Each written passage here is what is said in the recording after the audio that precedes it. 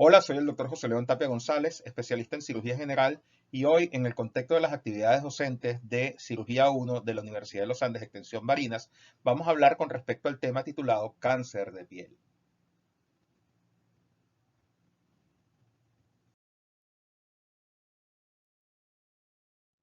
El Instituto Nacional del Cáncer de los Estados Unidos clasifica al cáncer de piel de la siguiente manera: los tipos melanoma, los cuales no van a ser tocados en esta actividad, y los tipos no melanoma, que son los más frecuentes de todos.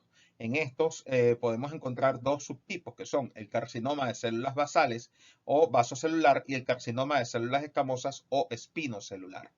También vamos a tocar una lesión muy particular que se denomina queratosis actínica, y la traemos a colación porque se considera una lesión precursora para el carcinoma de células espinosas. Por lo tanto, debe ser considerada como una patología importante de diagnosticar y de tratar a tiempo.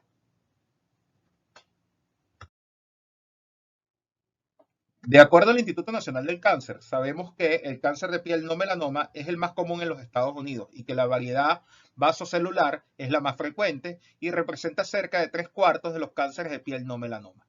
A pesar de esta altísima frecuencia, podemos saber también que representa menos del 0,1% de las muertes o defunciones por cáncer.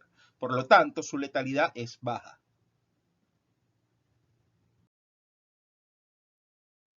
Para poder comprender con mayor precisión el tema del cáncer de piel, es necesario que realicemos un breve repaso anatómico. Para eso tenemos esta imagen donde podemos ver las tres capas fundamentales de la piel. La más superficial de todas, conocida como epidermis, la parte central de la misma, que es la capa conocida como dermis, y más profundamente conseguimos la tercera capa denominada hipodermis, que también se denomina tejido celular subcutáneo. Vamos a hacer énfasis en lo que corresponde a la epidermis. Acá tenemos una ampliación de su estructura histológica y podemos decir que se trata de un epitelio poliestratificado que deriva del ectodermo, en el cual existen diferentes estratos.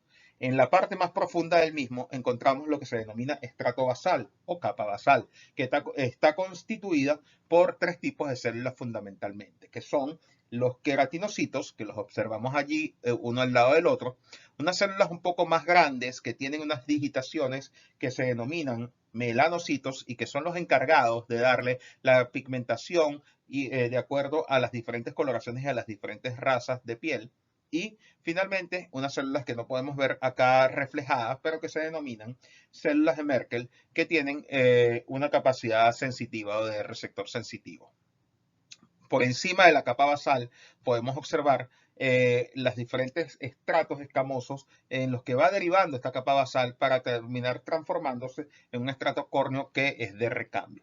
Así podemos nombrar el estrato espinoso, el estrato granuloso, el estrato lúcido y finalmente, como les mencioné anteriormente, el escamoso, que es el más superficial de todo. ¿Okay? El córneo, que es el más superficial de todo. Entonces podemos concluir en base a esta revisión anatómica breve que las células que se modifican para la transformación hacia un carcinoma vasocelular son fundamentalmente las células del estrato basal. ¿Okay? Mientras que las que se modifican para la transformación en un escamo celular o en un carcinoma espinoso son las células escamosas más superficiales.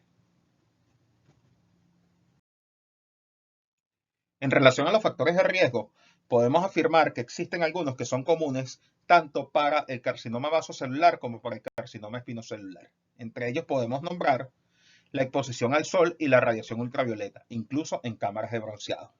Los datos probatorios epidemiológicos indican que la exposición acumulada a la radiación ultravioleta y la sensibilidad cutánea individual a esta radiación son factores de riesgo para el cáncer de piel. También podemos mencionar el hecho de que las personas con tez y ojos claros, que tengan piel clara con facilidad de presentar pecas y quemaduras, así como ojos claros de color azul, verde u otro color claro, y pelo claro, rojo o rubio, que se exponen a mucha luz solar, tienen un aumento de riesgo de presentar cáncer de piel de tipo no melanoma, bien sea vasocelular o espinocelular. Los antecedentes de quemaduras solares, las personas que tuvieron quemaduras solares están predispuestas a presentar sobre todo carcinoma de la variedad espinocelular.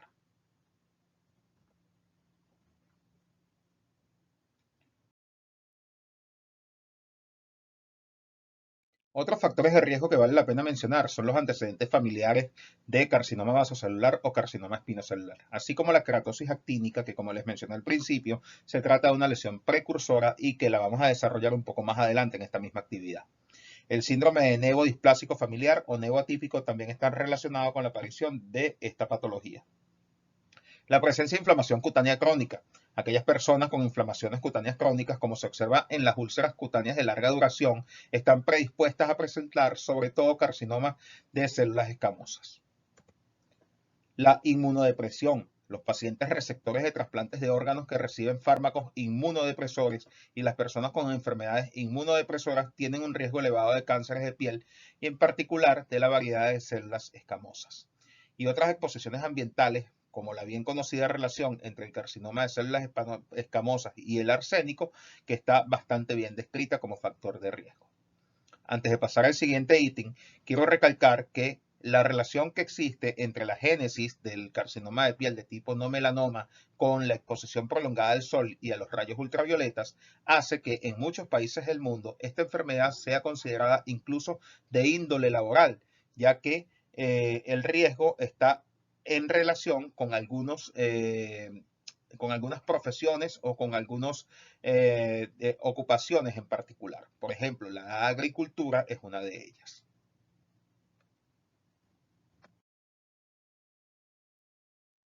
Hablando un poco de la variedad de carcinoma de células basales o vasocelular, conocido como CCB, podemos afirmar que es 3 veces más frecuente que el carcinoma espinocelular en los pacientes sin inmunodepresión. Recordemos que mencionábamos dentro de los factores de riesgo para carcinoma de piel la inmunodepresión en relación al carcinoma de células espinosas. Por lo habitual, se presenta en las áreas de piel expuestas al sol, y esta es una característica bastante frecuente y bastante común. La nariz resulta ser el sitio más frecuente para la aparición de este carcinoma. Recordemos que hablábamos también que aquellas personas que tienen actividades laborales donde la exposición al sol es lo común, tienen una mayor probabilidad de padecer esta patología. Y prácticamente de esto no se escapa nadie, pues hasta los superhéroes pueden padecer este tipo de patologías. Todos recordamos a este personaje, Wolverine, de los Hombres X, quien fue representado en la pantalla grande por el actor Hugh Jackman, quien presenta en la imagen una lesión sospechosa a nivel de la cara lateral de su nariz. Aquí la podemos observar. Pues resulta que sí, que esa lesión terminó siendo un carcinoma vasocelular. Pero digamos que esta historia no termina aquí, porque este personaje ha sido operado en 7 oportunidades de diferentes carcinomas vasocelulares en la cara y en otras zonas de su cuerpo. Aquí podemos observar una fotografía de su postoperatorio.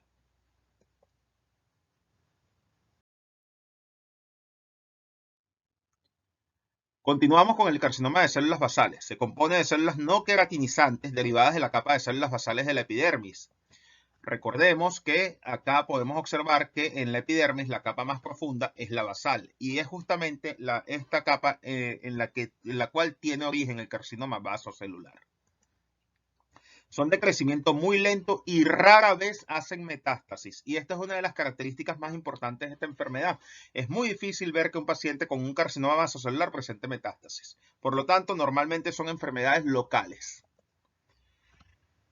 Pero, a pesar de que no hace metástasis, es importante tener claro que tiende a causar destrucción local y produce deformidad grave si se deja sin tratar o si las residuas locales no se pueden extirpar por completo. O sea que puede ocasionar un daño bastante molesto desde el punto de vista cosmético y desde el punto de vista estructural a nivel de la piel por su extensión. Las zonas de alto riesgo para la recidiva tumoral después del tratamiento inicial son el centro de la cara, por ejemplo, a nivel de la región periorbitaria de los párpados, surco nasogeniano o ángulo que existe entre la nariz y la mejilla. La región postauricular, el pabellón auricular, el conducto auditivo externo, la frente y el cuero cabelludo. También son regiones que se consideran de alto riesgo para la recidiva. O sea que cuando tenemos un carcinoma vasocelular de aparición inicial en alguna de estas regiones, tenemos que apegarnos muy bien a los protocolos de tratamiento para tratar de evitar en lo posible la recidiva de la enfermedad, puesto que son las zonas donde normalmente vuelve a aparecer este carcinoma.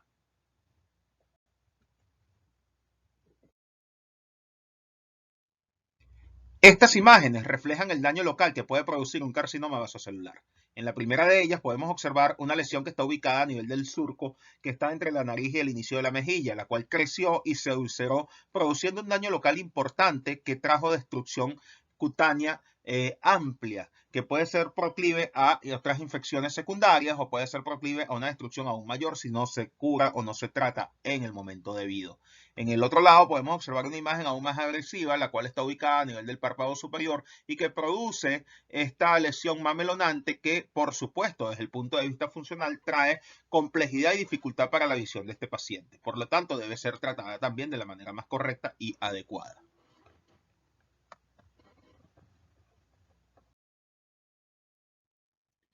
El carcinoma vasocelular puede tener varias presentaciones clínicas conocidas. La más frecuente de todas es el subtipo conocido como nodular, que representa el 50% de los carcinomas vasocelulares. Clínicamente, se presenta como una pápula o placa de bordes serios o perlados, con telangiectasias en su superficie. Su centro puede estar levemente deprimido. No es el caso de la imagen que estamos utilizando en este momento como ejemplo. Son tumores normalmente asintomáticos. Sin embargo, a medida que crece, la lesión se puede ulcerar y esto trae como consecuencia una de las características que más frecuentemente vemos como motivo de consulta, que es el hecho de que se cubre con una costra seromática que tiene un sangrado muy fácil y su borde puede adquirir un aspecto enrollado. La segunda variedad de la cual les voy a hablar es la conocida como pigmentado, que es un subtipo del nodular, pero que tiene una mayor melanización. Representa aproximadamente el 6% de los casos y son más frecuentes en personas de piel oscura no negra, como asiáticos o latinoamericanos. El tipo clínico conocido como superficial es el único tipo que descama y se encuentra predominantemente a nivel del tronco. Representa aproximadamente del 9 al 11% de los casos.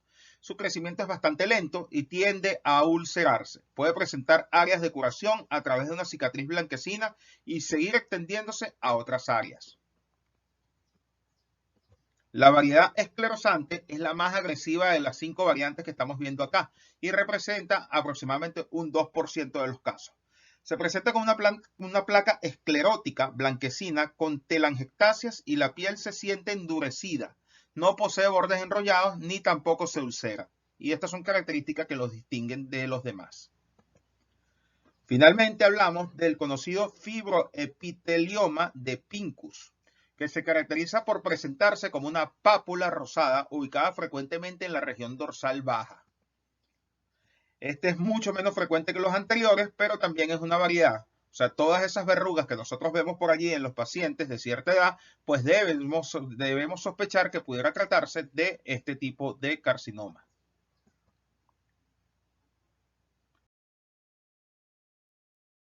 Hablemos un poco del carcinoma de células escamosas o espinocelular. Se componen de células queratinizantes. Estos tumores son más malignos que los carcinomas vasocelulares y varían en cuanto al potencial de crecimiento, invasión y metástasis. Fíjense que acá ya estamos hablando de que el espinocelular sí puede dar metástasis con mucha más frecuencia que el vasocelular. Aquí podemos ver unas imágenes que representan un carcinoma espinocelular en diferentes zonas del cuerpo. El pronóstico de estos carcinomas se relaciona con el grado de diferenciación celular y el grado tumoral se notifica como parte del sistema de estadificación. O sea que para nosotros poder hablar de pronóstico tenemos que tener un resultado anatomopatológico y tenemos que tener bien estadificada la lesión. Lo más común es utilizar sistemas o escalas de clasificación de grados. Normalmente se utilizan de 4 grados, que va desde G1 a G4, pero también se pueden utilizar sistemas de 2 y 3 grados. Varía mucho de acuerdo al centro y al protocolo que se utilice. Sin embargo, vamos a hablar de algunos de estos sistemas de estadificación. Este es el sistema descriptivo de Broders, en el cual, como les comenté, se clasifica por grado. Observamos que va desde un grado 1, que es la parte o es la forma mejor diferenciada desde el punto de vista histológico, hasta un grado 4, que es el anaplásico o pleomórfico, o sea, el que tiene menor diferenciación celular.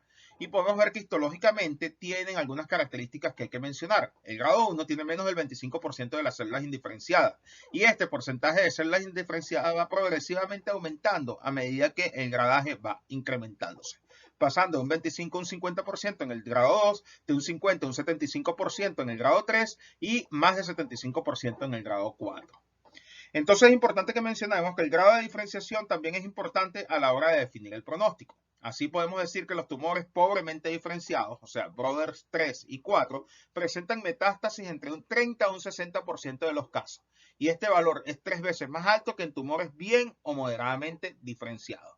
De aquí surge la importancia clínica o la importancia en términos de pronóstico de lograr una adecuada estadificación del carcinoma espinocelular.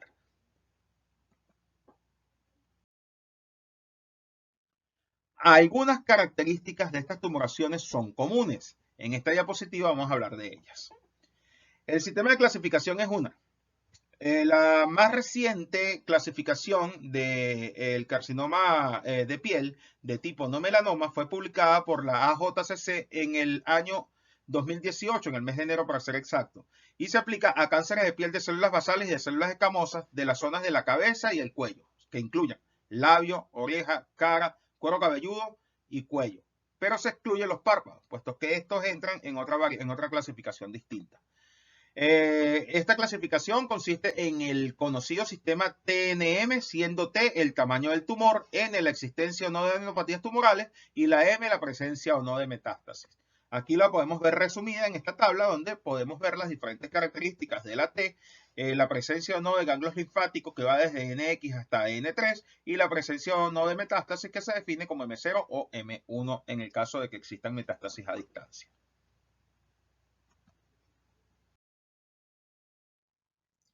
Otra característica común que comparten estas dos variedades de carcinoma de piel no melanoma es el diagnóstico, puesto que, por lo habitual, ambas variedades, tanto el vasocelular como el espinocelular, se diagnostican a partir de un examen histopatológico de rutina con piezas de biopsia obtenidas mediante bien sea rasurado, sacaboscado, incisión o escisión.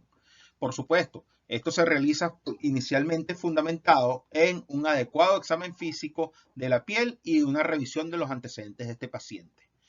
Cuando individualizamos cada caso, puede ser tributaria la utilización de algunos otros métodos diagnósticos, como los que vamos a mencionar a continuación. Rayos X de tórax, tomografía computarizada sola o combinada con tomografía por emisión de positrones en cabeza, el cuello o el tórax. Ultrasonografía de ganglios linfáticos regionales, la cual tiene un valor muy importante a la hora de evaluar los ganglios linfáticos posibles en este tipo de lesiones. Y la presencia o la realización de una biopsia de ganglio linfático también puede ser útil. Pero como les comentaba, hay que individualizar cada caso para poder saber si son tributarios de este tipo de exámenes de evaluación o de extensión de la enfermedad.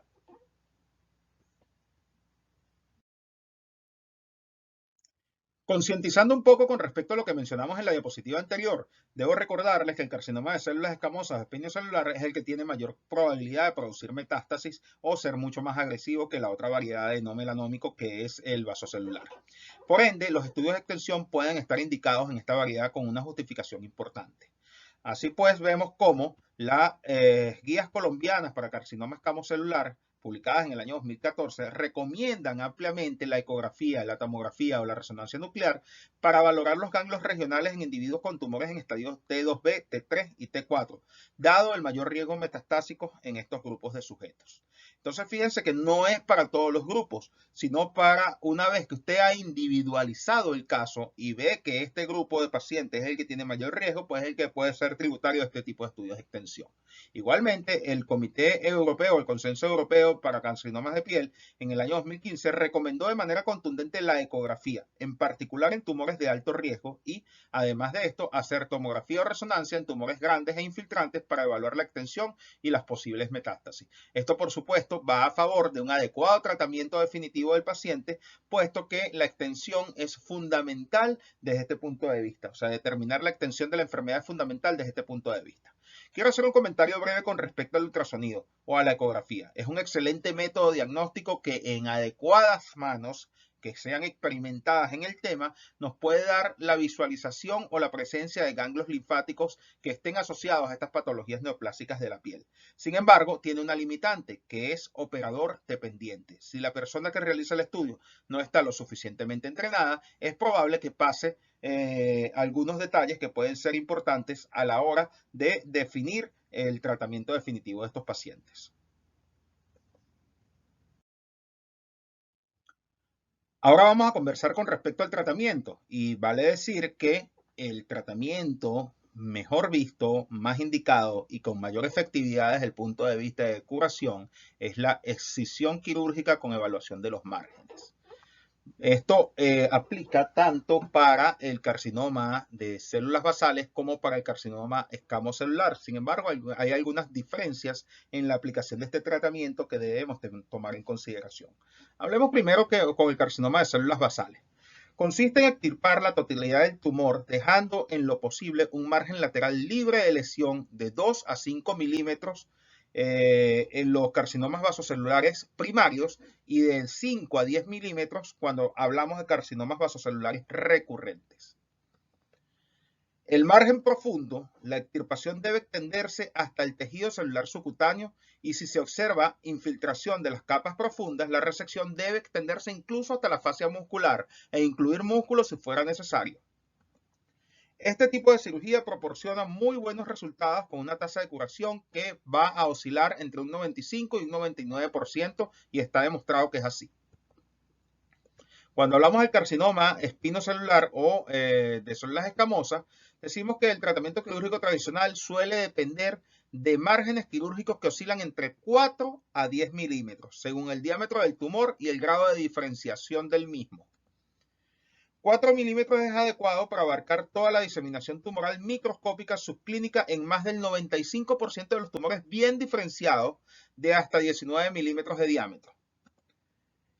Pero son necesarios márgenes mayores de 6 a 10 milímetros para tumores más grandes o tumores menos diferenciados en localización de riesgo alto. Por ejemplo, cuero cabelludo, orejas, párpados, nariz y labios. Entonces vemos que en el contexto del carcinoma espinocelular es un poco más complejo. Por eso es que es tan importante la determinación del grado de diferenciación celular de esta enfermedad para incluso definir la estrategia quirúrgica correcta que podemos ofrecerle a un paciente y lograr así la curación del mismo.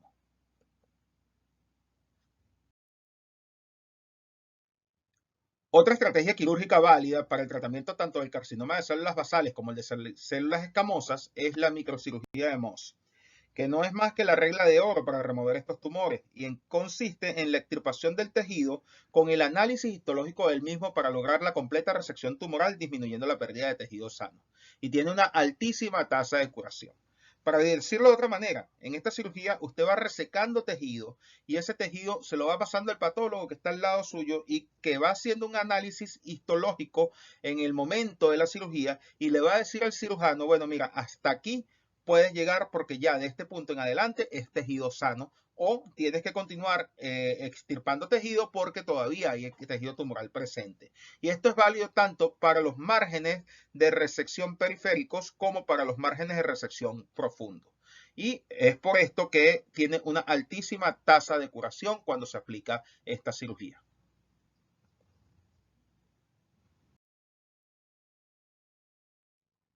Existen otras alternativas de tratamiento que pueden ser consideradas para este tipo de patologías en algunas condiciones particulares, pero que para su aplicación es necesaria la individualización del caso para ver si es tributario o no. Y, por ejemplo, si no estuviera indicado el tratamiento quirúrgico por alguna razón médica. Entre ellas podemos hablar de la radioterapia, el curetaje y electrodesecación, criocirugía, terapia fotodinámica, fluoracilo tópico, rayos láser con dióxido de carbono, etc. Son terapias que pueden ser válidas, sin embargo, ninguna ha demostrado ser tan efectiva como la cirugía, que es el tratamiento estándar para estas patologías.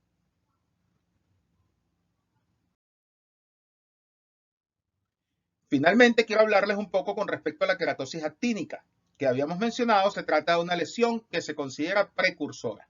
Y así lo definen las literaturas. Son posibles precursores de carcinoma espinocelular, pero la tasa de progresión es muy baja y la gran mayoría no se transforma. Estos parches normalmente son rojos y escamosos y suelen surgir en áreas de piel expuestas en forma crónica al sol y es común encontrarlos en la cara y el dorso de las manos. Observen ustedes las imágenes que representan una queratosis actínica. Si bien el porcentaje o la tasa de progresión hacia un carcinoma espinocelular es muy baja, fíjense esta estadística. Aproximadamente el 60% de los carcinomas espinocelulares se desarrollan sobre queratosis actínica clínicamente evidentes. O sea que, ok, es una tasa de progresión baja, pero cuando hay cáncer, el 60% de las veces los espinocelulares provienen de estas lesiones denominadas queratosis actínicas que no son malignas inicialmente. Pero en los últimos años ha habido un cambio en el concepto de lo que es la queratosis actínica. Y vamos a ver qué es o cuál es ese cambio. Actualmente el concepto más aceptado es considerar a la queratosis actínica como un marcador de riesgo para que el paciente desarrolle un carcinoma espinocelular en las mismas áreas fotoexpuestas y forma parte de un concepto más actual denominado campo de cancerización, referido a aquel tejido adyacente a la queratosis actínica con capacidad potencial de desarrollar más queratosis actínica o desarrollar un carcinoma celular espinoso. Finalmente, les recuerdo nuestra premisa: el cirujano debe tener un adecuado conocimiento de la anatomía, fisiología y fisiopatología para poder ofrecer los tratamientos adecuados para las patologías pertinentes.